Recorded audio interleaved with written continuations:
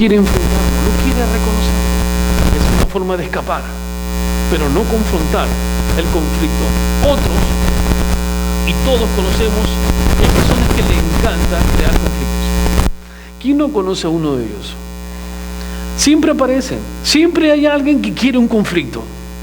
Hermanos, pero es nuestra madurez cómo vamos a presentarnos. Y aquí hay un personaje que nos va a enseñar todas las condiciones que hacer cuando tenemos un conflicto. David fue empujado al conflicto en el momento en que se ofreció a luchar contra Goliat. Ese fue un conflicto, y fue el conflicto más fácil en su vida del que ganó, porque solamente con una piedra resolvió el problema. ¿Cuántas personas quisiéramos que los problemas fueran así? Una piedra y resuelve el problema. Pero no es así. Este fue el problema más fácil en su vida, pero la batalla la perdía. No fue un buen padre, no dio un buen ejemplo. David nos va a enseñar. Entonces el propósito de esta prédica es seguir la vida de David, el propósito para que lo llamó, sus fracasos y sus logros para aprender. Lo bueno de la palabra del Señor que nos dice sus logros, pero también sus fracasos. Y no nos esconde nada acerca de la vida de David. Así que vamos a beneficiarnos de esos errores y fracasos para que nosotros, cuando tengamos un conflicto, saber cómo presentarnos ante ese conflicto. El conflicto, en primer lugar, produce madurez espiritual. Un conflicto produce una madurez espiritual, quizás entre una de las partes. Quizás usted tiene un conflicto con alguien y usted, siendo maduro espiritual, ha dejado que hable. Pero usted ora, porque sabe que si abre la boca, el conflicto va a ser peor. Pero usted debe confrontar y decir: estas son las cosas con las cuales yo me siento frente a este conflicto. Y Dios mismo escribió acerca de su siervo David, Él es mi escogido. David, aún con todos los conflictos, fue escogido. Miren, el conflicto de David fue un conflicto familiar. Y muchas veces en nuestras familias tenemos conflictos también, pero este netamente fue familiar. Mi pregunta ahora es: ¿sabía usted que es imposible predecir de Dios quién de ustedes va a ser usado para cosas grandes? No lo sé, solo Dios lo sabe. Solo Dios sabe lo que va a hacer con usted en su vida, lo que está haciendo, para qué lo va a usar, para qué lo va a escoger. David no pensaba eso, pero fue escogido. La vida de David, posiblemente Dios ha proyectado algo grande en su propósito extenso para su vida. Lo que usted está haciendo, déjelo a los pies de Dios, porque el propósito de Dios se va a manifestar en su vida. No importa su edad, no importa. Hay personas que me dicen: me dice, pastor, ya estoy anciano. Y yo le hago recordar que Caleb, ¿qué edad tenía cuando subió el monte? 80 años. Y él dice: aún soy joven y voy a subir. 80 años. Y podía. Dios puede hacer un propósito en su vida. Solo escuche la voz de Dios, solo escuche su voz y haga caso.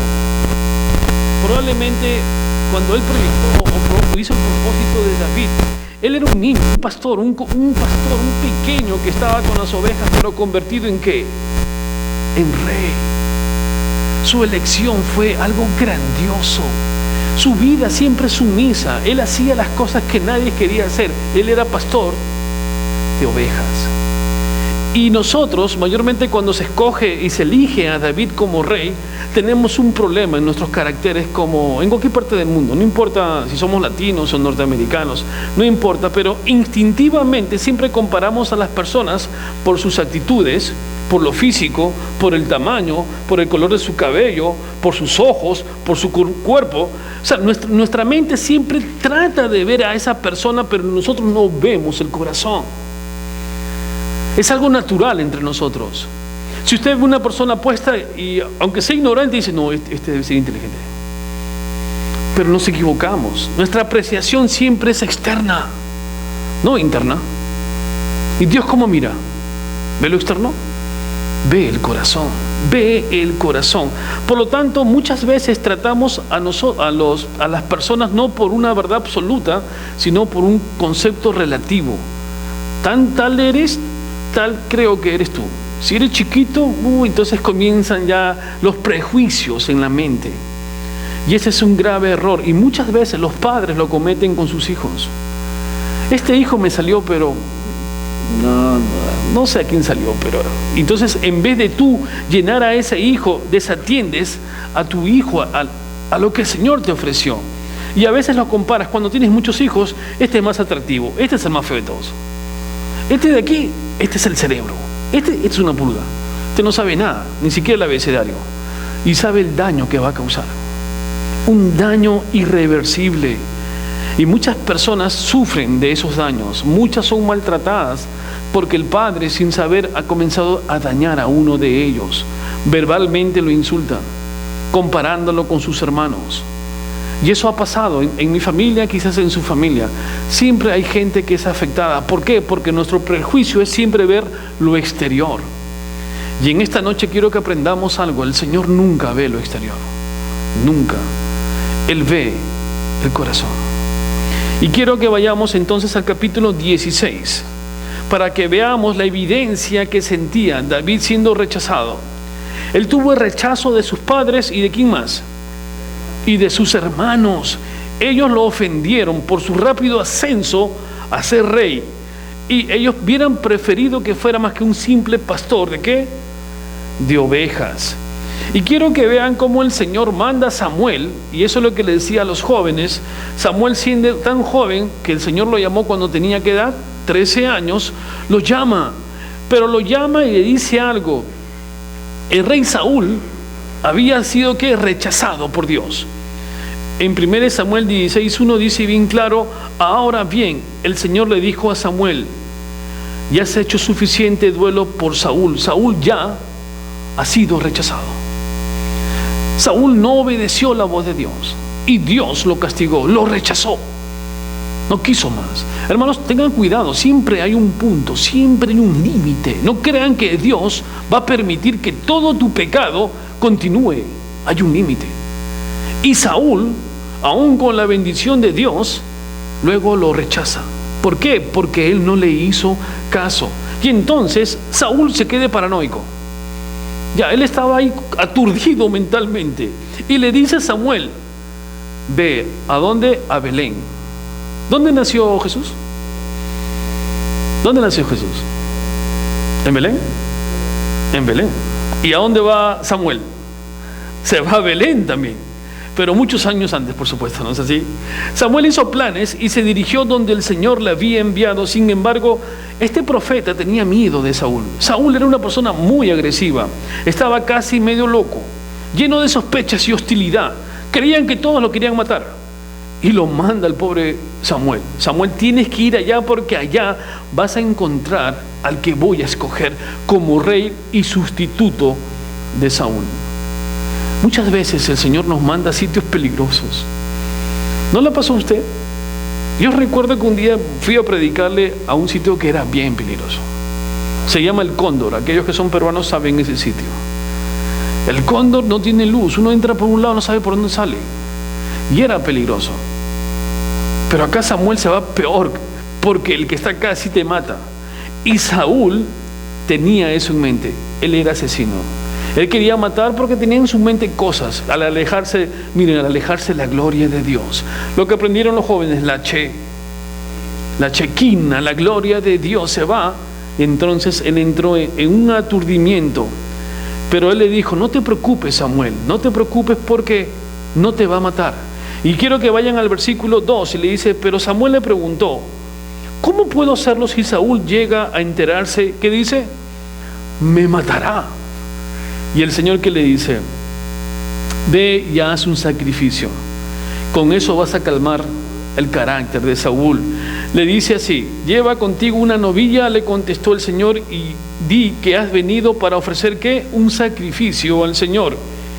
Invita a Isaí al sacrificio y te mostraré cuál de sus hijos ungirás como rey para mí. Por lo tanto, Dios nunca te desampara. no temas. Ve y dile que es un sacrificio. Él te lo va a aceptar, pero tu fin es que hables ¿con quién? Con Isaí, porque de uno de sus hijos voy a elegir al rey. Al rey. Wow. Y este anciano tan atento fue y dijo bien claro: iré porque el Señor me lo dijo. Y entonces dice que cuando fue Samuel, el Todopoderoso le dijo: vamos a comenzar a ver cuáles son los hijos de Isaí. Isaí se habrá sentido en ese momento alegre, sabiendo que de su parentela, o sea, de su familia, iban a escoger ¿a quién? Al rey. Y miren, Isaí tenía muchos hijos. Y se presenta, tenía 7 hijos. Y esos hijos, cuando Isaí le dice: de uno de ustedes va a venir el rey, yo me imagino a todos ellos preparándose con sus portes militares altos y fuertes, y pasaron uno por uno frente a la presencia de Samuel.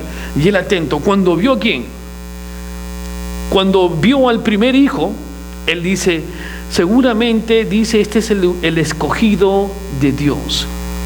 ¿Por qué? Porque lo vio con esa apariencia alta, fuerte, ese porte, su lanza. Este es, pensando como nosotros pensamos por lo exterior, pero el Señor que le dice: deséchalo, ese no es. Hermanos, muchas veces la apariencia engaña. ¿Cuántas veces a nosotros, en unos países raros, ha habido racismo contra nuestra persona? ¿Usted lo ha vivido? ¿Ha vivido racismo? ¿Lo vive a veces? Por el color, porque somos latinos, etcétera. Muchas veces nos rechaza. Dios no nos rechaza, jamás. Es un error. Samuel pensaba que era ¿quién? Él, pero le dijo: no, él no es. Él estaba confundido porque decía: bueno, espérate, la voz de Dios me dice que escoja uno. Si no es el primero que dice la palabra, dice en el 5: sí, contestó Samuel, vine para ofrecer un sacrificio al Señor, purifíquense y vengan conmigo al sacrificio, etcétera.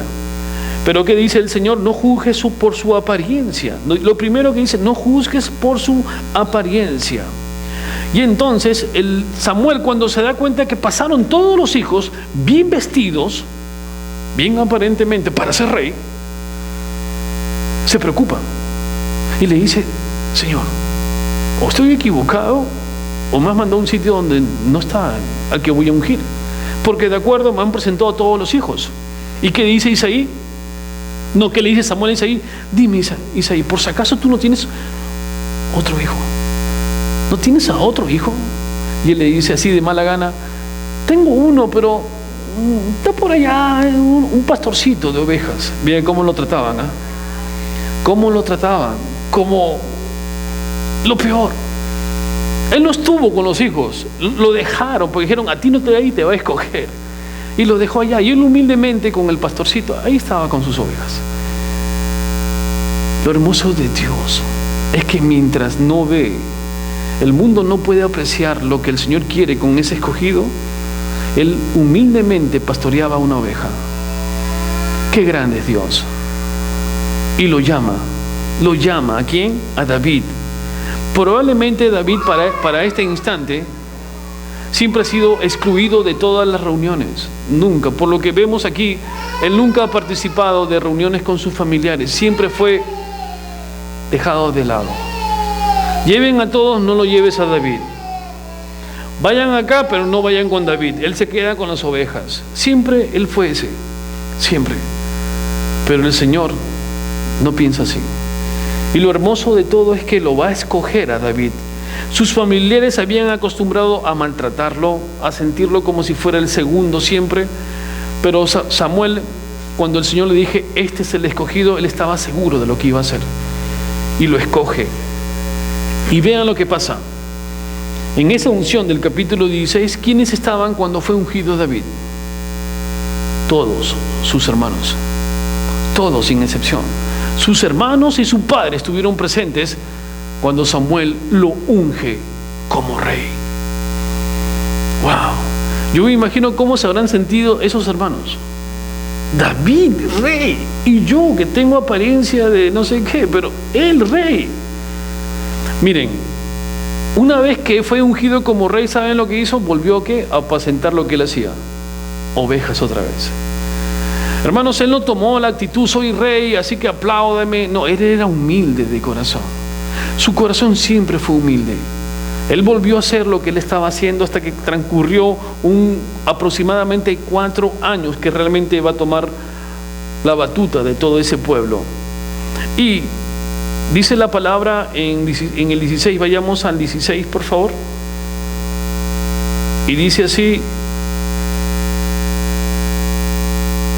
en el 16:7, no juzgues por su apariencia o por su estatura, porque yo lo rechazo.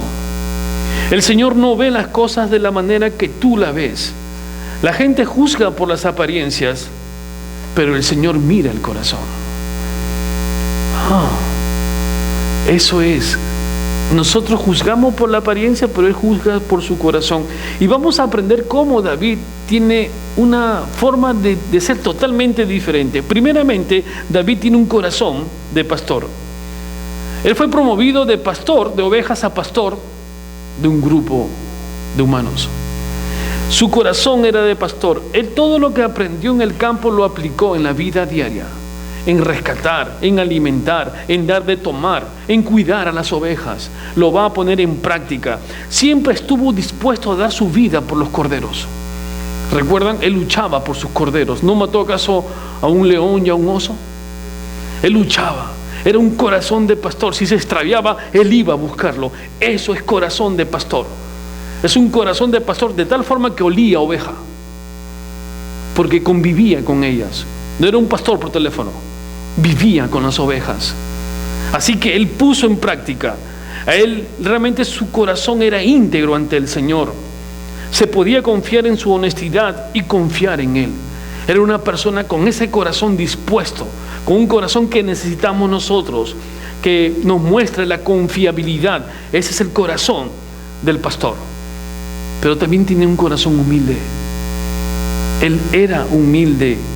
Cuando se esperó que David regresara a apacentar las ovejas, dice 1 Pedro 5:6, él no insistió y dejó su dignidad real, siendo ya ungido, volvió humildemente a pastar las ovejas. Eso es humildad. No reclamó, no dijo soy rey, ya me han ungido, sino que su corazón humilde regresó a hacer lo que él hacía. Pasarían no 4 años, sino 14 años, no 4, antes que él realmente asumiera el reinado. 14 años esperó. Díganme si no es humilde eso. 14 años soportando aún el abuso de sus hermanos, aún de la desconfianza de su padre. Él llega a tener una relación, y en esos 14 años él se fortaleció en el Señor. Nosotros tenemos que esperar también. Cuando hay una espera larga es para fortalecernos. David también tenía un corazón de siervo. 2 años después que David fuera ungido, el Espíritu, dice Santo, se apartó de Saúl y lo atormentaba. ¿Y qué hizo David? Apaciguó el dolor que tenía. ¿Tocándole qué? El arpa. Era un corazón de siervo. Él iba y ayudaba a otros. Aún siendo el escogido, se acercaba a ayudar a Saúl. Por lo tanto, tenemos un corazón de pastor, un corazón humilde y un corazón de siervo. Él estaba dispuesto siempre a dejar su fila con tal de alcanzar y mostrar la ayuda a otros. Tenía un corazón adorador también. David tenía un corazón adorador. El Salmo 41:2, vayamos al Salmo 42:1-2 y veamos cómo él tiene un corazón de adorador.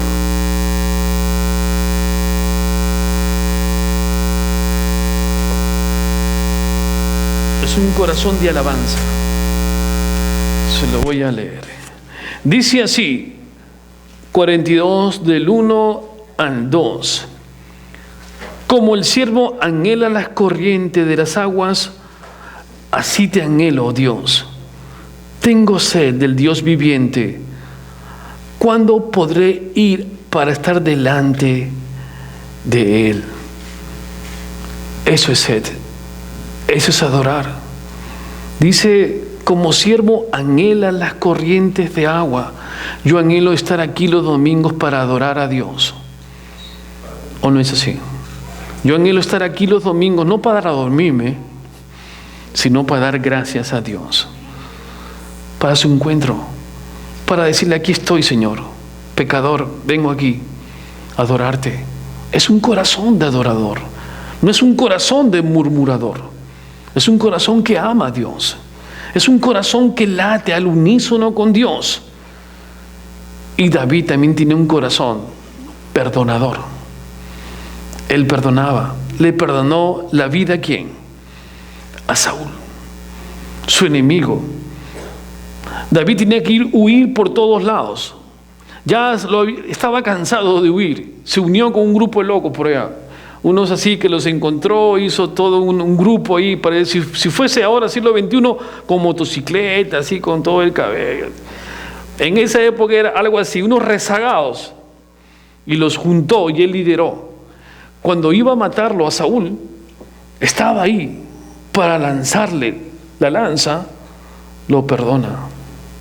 ¿No es un corazón perdonador? No se vengó, lo persiguió durante mucho tiempo, pero Él lo perdonó.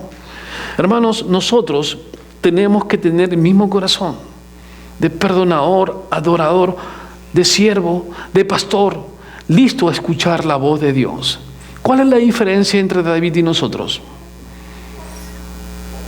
¿No es el mismo espíritu, acaso? Es el mismo espíritu. Nosotros tenemos que aceptar varios puntos para concluir. El primero, que en los conflictos está la forma como tu parte espiritual va a ponerse a nivel de Dios. ¿Cómo tomas tú un conflicto? Segundo, tienes que aprender que cuando tienes un conflicto es mejor confrontarlo y no huir. Tercero, que puedes ser rechazado por tus familiares. Quizás seas la oveja negra. Quizás no te han querido nunca. Quizás, hermanos, que me estás viendo por la televisión, siempre eres el rezagado. No te llaman para nada. Dios te va a usar. Dios te va a usar.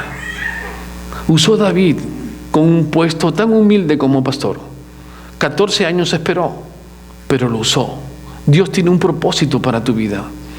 No importa si algún día te rechazaron o te rechazan, Dios quiere darte el privilegio. Anímense, sean animosos en el Señor. Anímense en las promesas que Dios les da. Si Dios quiere algo bueno y grande para ti, todo lo que tú hagas, pónselo al Señor y vas a ver cómo lo va a fructificar. Ponle tu vida al Señor.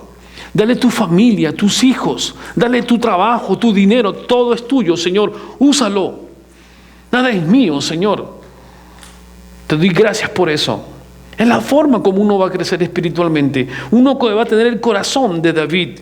Lo único necesario para nosotros es que nuestro corazón tenga como una flecha, vaya en dirección hacia Jesús, hacia Él. Es la única forma. No importa la opinión que tengan otros de ti. No importa si otras personas te dicen eres tal o cual. No, que no te importe. A ti lo que debe importarte es qué piensa Dios de ti. Nada más. Nada más. Que si soy feo, está bien, pero tengo a mi esposa, al menos ella me aprecia. Que he subido de peso, no importa, ya uso una camisa un poquito más ancha. Hermano, cuando Dios le pregunte quién eres tú tienes que decirle: soy un adorador. Tengo un corazón dispuesto, un corazón de siervo, humilde. No se compare con nadie, no se compare. Siempre van a haber personas diferentes. Si quiere compararse, compárese con Dios. Y siempre va a ser pequeño, ¿no es así? Nada más. Si alguna vez lo ha rechazado, Dios nunca lo va a rechazar. Siempre y cuando, ahí está, haga la voluntad de Él. Saúl fue rechazado, aun cuando Dios lo bendijo. No hizo caso a Samuel. Y Dios le quitó su gloria. Tengamos cuidado, es el tiempo ahora de crecimiento. Es el tiempo de que este varón, que fue escogido entre todos los hermanos, entre los 7, fue ungido como rey y tuvo un corazón adorador. ¿Usted lo quiere? ¿Quiere ese corazón de adorador, de siervo, un corazón paciente y humilde y perdonador? ¿Lo quiere o no lo quiere? Lo tiene ahora entonces, está ahí. ¿No lo ve? Está ahí en su corazón. El Espíritu de Dios habita en usted. No nos miremos como si fuésemos enemigos. Amémonos. El tiempo es corto. ¿Para qué tienen que entrar en pelea? Amén. Y sea sincero. Reciba bendición de lo alto. Lluvia de bendición. Crecimiento espiritual. Y todo lo que haga va a ser fructífero para el Señor. Vamos a orar. Vamos a orar. Nos ponemos de pie para orar al Señor y darle las gracias a nuestro Padre. Amado Padre, vengo ante tu presencia. Antes de orar, invito al grupo de alabanza para que nos acompañe. Y hermano, ahí arriba tiene una alabanza que vamos a estar terminando. Amado Padre, vengo ante tu presencia, Señor, a darte todo ese honor y gloria. Gracias porque aprendemos acerca de este varón de Dios.